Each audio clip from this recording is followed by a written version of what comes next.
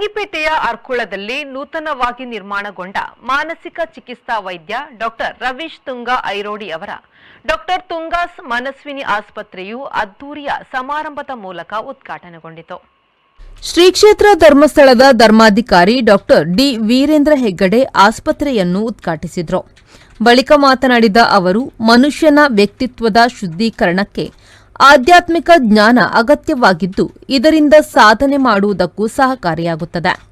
ಮಾನಸಿಕ ಆರೋಗ್ಯ ಕ್ಷೇತ್ರದಲ್ಲಿ ವಿಶೇಷ ಸಾಧನೆ ಮಾಡಿರುವ ಡಾಕ್ಟರ್ ರವೀಶ್ ತುಂಗಾ ಅವರು ಧರ್ಮಸ್ಥಳದ ಕ್ಷೇತ್ರದಿಂದ ಜನಜಾಗೃತಿ ವೇದಿಕೆ ಸ್ಥಾಪನೆ, ಮಧ್ಯವರ್ಜನ ಶಿಬಿರಗಳನ್ನು ಆರಂಭದ ಸಂದರ್ಭ ಜೊತೆಗಿದ್ದು ಸಹಕಾರ ನೀಡಿದ್ದರು ಎಂದರು.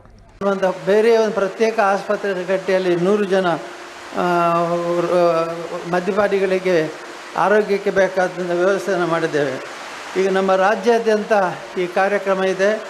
ಇದರಲ್ಲಿ 1300 ಮಂದಿ ಪದಾಧಿಕಾರಿಗಳು, 10,700 ಸದಸ್ಯರು ತಮ್ಮನ್ನು ತಾವು ಈ ಮಧ್ಯವರ್ಜನ ಶಿಬಿರದಲ್ಲಿ ತೊಡಗಿಸಿಕೊಂಡಿದ್ದಾರೆ. ಇದಕ್ಕೆ ಡಾಕ್ಟರ್ ತುಂಗಾ ರವೀಶ್ ಅವರ ಪ್ರೇರಣೆ ಬಹಳ ಇದೆ. ಹಾಗಾಗಿ ನಾನು ಅವರನ್ನು ಸದಾ ಇಲ್ಲಿ ಕಾರ್ಯಕ್ರಮದಲ್ಲಿ ಸ್ಮರಿಸ್ತೇನೆ. ಇವತ್ತು ಅನೇಕ ವ್ಯಸನಗಳು, ಅಭ್ಯಾಸಗಳು, ಅದು ಮಾನಸಿಕವಾಗಿ ಸಂಬಂಧಪಟ್ಟದ್ದು, ಅಭ್ಯಾಸ ಫಲದಿಂದ ಬರತಕ್ಕಂಥದ್ದು. ನಾವು ಯಾವುದೇ ಒಂದು ವಿಷಯವನ್ನು ಅಭ್ಯಾಸ ಮಾಡಿಕೊಂಡಾಗ ಅಥವಾ ದುರಭ್ಯಾಸವನ್ನು ತ್ಯಾಜ್ಯ ಮಾಡಿದಾಗ ನಮ್ಮ ಆರೋಗ್ಯ ಸುಧಾರಿಸ್ತದೆ. ಆಧ್ಯಾತ್ಮಿಕವಾಗಿ ನಾನು ಹೇಳೋದಾದರೆ ಮಾನಸಿಕ ಆರೋಗ್ಯ ಬಹಳ ಮುಖ್ಯ. ಮನಸ್ಸಿನ ಆರೋಗ್ಯ ಇಲ್ಲದೆ ಯಾವ ಆಧ್ಯಾತ್ಮದ ಕೆಲಸವನ್ನು ಮಾಡಲಿಕ್ಕೆ ಸಾಧ್ಯ ಇಲ್ಲ. ಆಧ್ಯಾತ್ಮ ಅಂತಂದರೆ ಭಗವಂತನ ಧ್ಯಾನ ಮಾಡುವ ಮೂಲಕ ನಮಗೆ ಏಕಾಗ್ರತೆ ನಾವು ತಂದುಕೊಂಡು ನಮ್ಮ ಎಲ್ಲ ಕರ್ಮಗಳನ್ನು ನಾಶ ಮಾಡ್ತಾ ಬರುವುದು.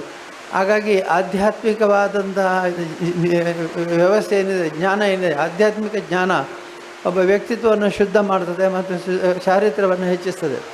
ಹೀಗಾಗಿ ನಮ್ಮ ಎಲ್ಲ ಪ್ರಯತ್ನಗಳು ಕೂಡ ಮನುಷ್ಯನನ್ನು ಮೇಲಕ್ಕೆ ಎತ್ತಿರುವಂಥದ್ದಿರಬೇಕು.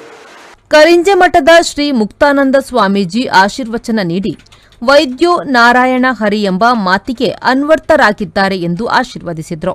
ರಾತ್ರಿಗೆ ಸಂಪರ್ಕ ಮಾಡಿದ್ದು ಡಾಕ್ಟರ್ ರವೀಶ್ ತುಂಗರವರನ್ನು. ನಾನು ಹೇಳಿದೆ ಇವರು ಮಲಗಿದ್ದಿರ್ಬೋದು ಈಗ ಅಂತ.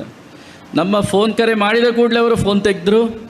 ಕೂಡಲೇ ಏನಂತ ಹೇಳಿದರೆ ನಮಗೆ ಸ್ಪಂದಿಸಿದ್ರು, ಸಂಪರ್ಕ ಮಾಡಿದರು. ಆಸ್ಪತ್ರೆಯ ವೈದ್ಯರಿಗೂ ಅಲ್ಲಿರುವಂತಹ ಎಲ್ಲರಿಗೂ ಹೇಳಿ ಕೂಡಲೇ ಚಿಕಿತ್ಸೆ ಕೊಡಿಸಿದ್ರು. ಅದರಿಂದ ನಾನು ಹೇಳುತ್ತೇನೆ, ನಾನು ಅವರನ್ನು ತಿಳ್ಕೊಂಡ ಪ್ರಕಾರ, ಒಬ್ಬರನ್ನು ತಿಳ್ಕೊಂಡ್ರೆ ಮಾತ್ರ ಅವರ ಬಗ್ಗೆ ಒಳ್ಳೆಯ ಮಾತುಗಳನ್ನು ಹೇಳಲಿಕ್ಕೆ ಆಗ್ತದೆ. ಒಬ್ಬರನ್ನು ತಿಳ್ಕೊಳ್ಳೋದಿದ್ದರೆ, ಒಬ್ಬರ ಜೊತೆಯಲ್ಲಿ ನಾವು ಒಳ್ಳೆಯ ರೀತಿಯ ಸಂಬಂಧ ಇಲ್ಲದಿದ್ದರೆ ನಾವು ಅವರ ಬಗ್ಗೆ ಮಾತಾಡಲಿಕ್ಕೆ ಸಾಧ್ಯವೇ ಇಲ್ಲ. ಆದ್ದರಿಂದ ನಾನು ಹತ್ತಿರದಿಂದ ಕಂಡಿದ್ದೇನೆ, ಹತ್ತಿರದಿಂದ ನೋಡಿದ್ದೇನೆ.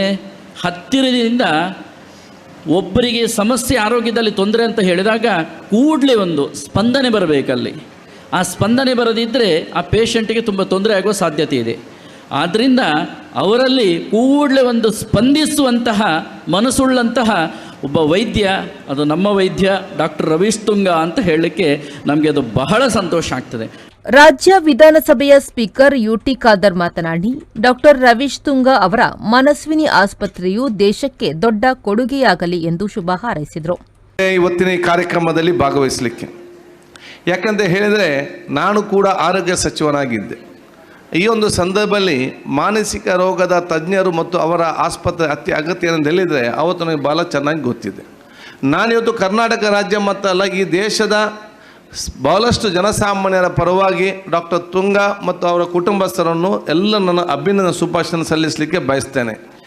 ಈ ಒಂದು ಕೊಡುಗೆ ಅದು ಫರಂಗಿಪೇಟೆ ಮೇರಮಜ್ಜಲ್ಗೆ ಮಾತ್ರ ಅಲ್ಲ, ಮಂಗಳೂರಿಗೆ ಮಾತ್ರ ಅಲ್ಲ, ನಮ್ಮ ಜಿಲ್ಲೆಗೆ ಮಾತ್ರ ಅಲ್ಲ, ನಮ್ಮ ರಾಜ್ಯಕ್ಕೆ ಮಾತ್ರ ಅಲ್ಲ, ಇದು ಇಡೀ ದೇಶಕ್ಕೆ ಕೊಟ್ಟಂಥ ಅತ್ಯಂತ ದೊಡ್ಡ ಕೊಡುಗೆ ಅಂತ ಹೇಳಲಿಕ್ಕೆ ನಾನು ಇವತ್ತು ಇಚ್ಛಿಸುವಂಥದ್ದು. ಯಾಕಂತ ಹೇಳಿದರೆ ಈ ಒಂದು ಕೇಂದ್ರದಲ್ಲಿ ಬಹುಶಃ ಮುಂದಿನ ದಿನಗಳಲ್ಲಿ ರಾಜ್ಯ ಮತ್ತು ರಾಷ್ಟ್ರ ಅಂತಾರಾಷ್ಟ್ರೀಯ ಮಟ್ಟದ ಅವರು ಕೂಡ ಇಲ್ಲಿ ಬಂದು ಅವರು ಆರೋಗ್ಯಕ್ಕಾಗಿ ಹೋಗುವಂಥ ವಾತಾವರಣದಲ್ಲಿ ಖಂಡಿತವಾಗಿ ನಿರ್ಮಾಣ ಮಾಡಲಿಕ್ಕೆ ಏನೆಲ್ಲ ಮೂಲಭೂತ ಸೌಕರ್ಯ ವ್ಯವಸ್ಥೆ ಬೇಕಾ ಅದನ್ನೆಲ್ಲವೂ ಕೂಡ ಡಾಕ್ಟರ್ ತುಂಗಾ ಅವರ ಕುಟುಂಬಸ್ಥರು ದೂರದೃಷ್ಟಿ ಆಲೋಚನೆ ಮುಖಾಂತರ ಮಾಡಿದ್ದಾರೆ ಅಂತ ಹೇಳಲಿಕ್ಕೆ ನಾನು ಇವತ್ತು ಬಯಸ್ತೇನೆ. ಆಸ್ಪತ್ರೆಯ ಅಧ್ಯಕ್ಷ ಡಾಕ್ಟರ್ ರವೀಶ್ ತುಂಗಾ ಆಸ್ಪತ್ರೆಯ ಕುರಿತು ಪ್ರಾಸ್ತಾವಿಕ ಮಾತುಗಳನ್ನಾಡಿದರು. ನಿನ್ನೆ ಬೇಡ್ಕೊಂಡೆ ಕೊರಗಜ್ಜನಲ್ಲಿ ಮಹಾಗಣಪತಿಯಲ್ಲಿ, ದೇವರೇ ಇವತ್ತು ಪುನರುಸು ದಿವಸ ಮಳೆಗಾಲ ಆದರೂ ನಮ್ಮ ಕಾರ್ಯಕ್ರಮಕ್ಕೆ ಒಂದು ಮಳೆಯನ್ನು ಒಂದು ಇಲ್ಲದೆ ಒಂದು ಮಾಡಿಕೊಡ್ಬೇಕಂತ ಬೇಡಿಕೊಂಡ ಒಂದು ಸುಂದರ ವಾತಾವರಣ, ಒಂದು ಹನಿ ತೊಟ್ಟು ಮಳೆ ಇಲ್ಲ. ಅದು ದೇವರ ಕೃಪೆ ಅಂತ ನಾನು ಭಾವಿಸ್ತೇನೆ.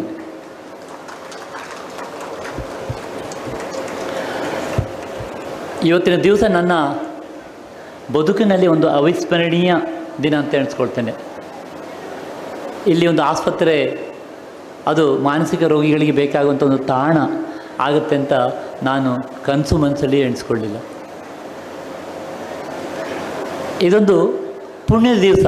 ಯಾಕಂತ ಹೇಳಿದರೆ ನಮ್ಮ ಪೂಜ್ಯರಾದ ಘನವೆತ್ತ ನಿಮಗೆಲ್ಲರಿಗೂ ಗೊತ್ತುಂಟು, ಈ ಒಂದು ಸನ್ನಿಧಿಯಲ್ಲಿ, ಈ ಒಂದು ಕ್ಷೇತ್ರದಲ್ಲಿ ಅವರು ನಡೆದಾಡುವ ಮಂಜುನಾಥ ಅಂತ ಅವರು ಪ್ರಸಿದ್ಧಿ.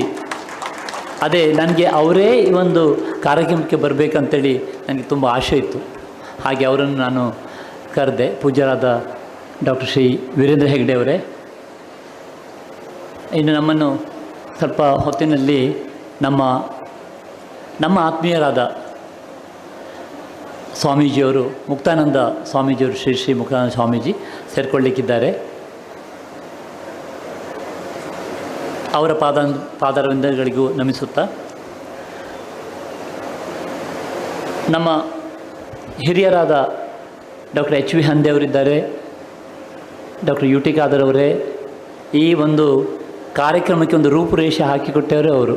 ಮೊನ್ನೆ ಒಂದು ಪೂರ್ವಭಾವಿ ಸಭೆ ಮಾಡಿ ಮುಖ್ಯ ಅತಿಥಿಗಳಾದ ತಮಿಳುನಾಡಿನ ಮಾಜಿ ಆರೋಗ್ಯ ಸಚಿವ doctor H V Hande, Moodbidri Alva ಶಿಕ್ಷಣ ಪ್ರತಿಷ್ಠಾನದ ಅಧ್ಯಕ್ಷ ಡಾಕ್ಟರ್ ಎಂ ಮೋಹನ್ ಆಳ್ವ, ಶಾಸಕ ಡಿ ವೇದವ್ಯಾಸ್ ಕಾಮತ್, ವಿಧಾನ ಪರಿಷತ್ ಸದಸ್ಯ ಮಂಜುನಾಥ್ ಭಂಡಾರಿ, ಪಲ್ಸ್ ಪೋಲಿಯೋ ಅಂತಾರಾಷ್ಟ್ರೀಯ ನಿರ್ದೇಶಕ ಡಾಕ್ಟರ್ ಪಿ ನಾರಾಯಣ್, ಮಾನಸಿಕ ಆರೋಗ್ಯದ ಉಪನಿರ್ದೇಶಕಿ ಡಾಕ್ಟರ್ ರಜನಿ ಪಾರ್ಥಸಾರಥಿ, ಮಂಗಳೂರು ವಿನಯ ಆಸ್ಪತ್ರೆಯ ನಿರ್ದೇಶಕ ಡಾಕ್ಟರ್ ಹಂಸರಾಜ್ ಆಳ್ವ, ಮಂಗಳೂರು ವೈಟ್ ಹೌಸ್ನ ನಿರ್ದೇಶಕ ಡಾಕ್ಟರ್ ಆಲ್ವಿನ್ ಡಿಕುನ್ನ, ದಕ್ಷಿಣ ಕನ್ನಡ ಜಿಲ್ಲಾ ಆರೋಗ್ಯಾಧಿಕಾರಿ ಡಾಕ್ಟರ್ ಎಚ್ಆರ್ ತಿಮ್ಮಯ್ಯ, ಆಸ್ಪತ್ರೆಯ ಕೋಶಾಧಿಕಾರಿ ಎ ವಿಶ್ವನಾಥ್ ತುಂಗ ಮೊದಲಾದವರು ಆಸ್ಪತ್ರೆಗೆ ಶುಭ ಹಾರೈಸಿದರು.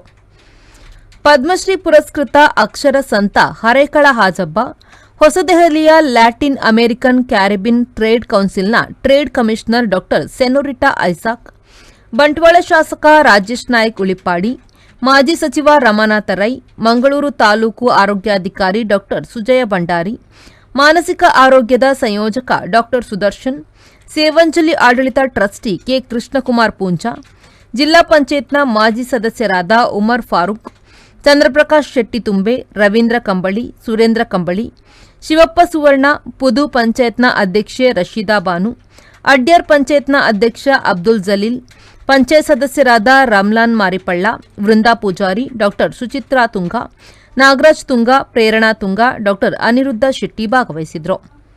ಸುಮಂಗಲ ತುಂಗ, ಆರ್ಜೆ ಪ್ರಸನ್ನ, ಲವಿಟಾ ಉಪಸ್ಥಿತರಿದ್ದರು. ಆರಿಫ್ ಕಲ್ಕಟ್ಟ, ವಿ4 ನ್ಯೂಸ್, ಉಳ್ಳಾಲ.